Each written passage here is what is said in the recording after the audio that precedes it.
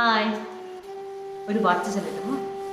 ഞാൻ 2 ദിവസം മുന്നേ ഇങ്ങനെ ഒരു റീൽ കണ്ടപ്പോഴേ ഒരു പ്രീസ്റ്റാണ്, പള്ളിയിലത്തെ ഒരു അച്ഛനാണ്. സോ ആളിൽ വളരെ സോഷ്യലായിട്ട് സംസാരിക്കുന്ന ഒരു അച്ഛൻ കേട്ടോ.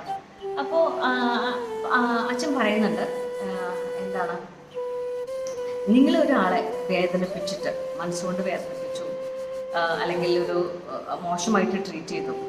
അപ്പോൾ അയാൾ അത് നിങ്ങളുടെ അടുത്ത് വന്ന് ചോദിച്ചു, എന്തിനാ എന്നെ കുറിച്ച് ഇങ്ങനെ പറഞ്ഞത്, അല്ലെങ്കിൽ എന്തുകൊണ്ടാണ് നീ ഇങ്ങനെ ബിഹേവ് ചെയ്തേ എന്ന് അയാൾ വന്ന് ചോദിച്ചു എങ്കിൽ ദാറ്റ്സ് ഗുഡ്. ഓക്കെ. ഇല്ല, അയാളത് വന്ന് ചോദിച്ചില്ല, അയാൾ അതിന് വഴക്ക് പിടിച്ചിട്ടില്ല, അയാൾ അതോട് കൂടിയിട്ട് അയാൾ മാറിപ്പോയി, അല്ലെങ്കിൽ നിശബ്ദമായിട്ട് ആ പെയിൻ അയാളെ സഹിച്ചു. അങ്ങനെയാണെങ്കിൽ നിങ്ങൾ സൂക്ഷിക്കണം. കാരണം പിന്നെ അയാൾക്ക് വേണ്ടി സംസാരിക്കുന്നത് ഭഗവാനാണെന്ന്, ദൈവമാണെന്ന്. അപ്പോൾ ഞാൻ ആലോചിച്ചപ്പോൾ വളരെ ശരിയാണ്. കാരണം ചില സന്ദർഭത്തിൽ നമ്മളിങ്ങനെ പെട്ടെന്ന് നമ്മൾ എക്സ്പെക്ട് ചെയ്യാത്ത സ്ഥലത്ത് നിന്ന് റെഡി കിട്ടുമ്പോൾ അല്ലെങ്കിൽ വേദനിക്കുമ്പോൾ നമ്മൾ ഒതുങ്ങി മാറി ഭയങ്കര സൈലൻ്റ് ആയിട്ട്, അപ്പം നമ്മൾ ആകെ ഡിപ്പെൻഡ് ആരുടെ അടുത്താണ്?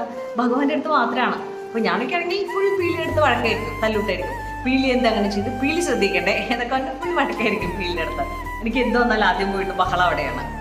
അപ്പം ഞാൻ പറഞ്ഞു കറിയാണെങ്കിലും ആളുടെ പറഞ്ഞു കറിയാം, നമ്മൾ പുറത്ത് അത് കാണിക്കില്ലേ, അപ്പോൾ അവരുടെ അടുത്ത് പറഞ്ഞിട്ട് കരയും. അപ്പോൾ കരഞ്ഞ് അല്ലെങ്കിൽ സംസാരിച്ച് കഴിഞ്ഞിട്ട് കുറച്ച് കഴിയുമ്പോൾ നമ്മളത് ഹീൽ ചെയ്യും. നമ്മൾ എന്തായാലും ടൈം, നമ്മൾക്ക് എല്ലാവർക്കും ആ ഒരു കഴിവ് വന്നിട്ടുണ്ട് ഒരു പരിധി വരെ. നമ്മളൊരു ഷെല്ലിനുള്ളിൽ എടുത്ത് നമ്മൾ വർക്കൗട്ട് ചെയ്ത് നമ്മൾ ഹീൽ ചെയ്ത് റിക്കവർ ചെയ്ത് നമ്മൾ പുറത്ത് വരും.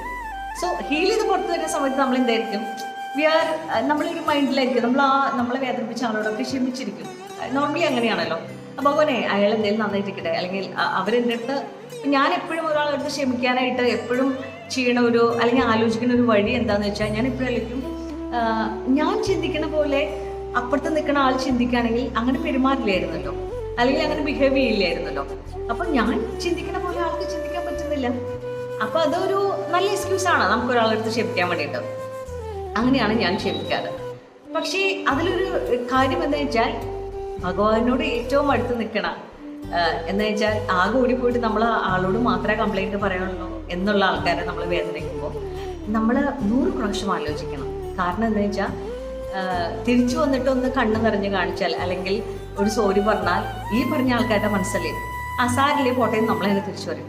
പക്ഷേ നമ്മുടെ കണ്ണീര് കണ്ട ഭഗവാൻ ഏറ്റവും പ്രിയപ്പെട്ട ആൾക്കാരുടെ കണ്ണീര് കണ്ട ഭഗവാൻ അത് മറക്കില്ല. അപ്പോൾ നിങ്ങളുടെ വേണ്ടപ്പെട്ടവരെ അറിയാതെ വിഷമിപ്പിക്കുകയാണെങ്കിൽ നിങ്ങളത് ചെയ്യാതിരിക്കൂ. അതല്ലേ ഏറ്റവും നല്ല കാര്യം. അപ്പം പിന്നെ അത് ക്ഷമിക്കുകയോ ഒന്നും വേണ്ടല്ലോ, അത് ചെയ്യാതിരിക്കൂ. ഓക്കെ. ഇനി ചെയ്താൽ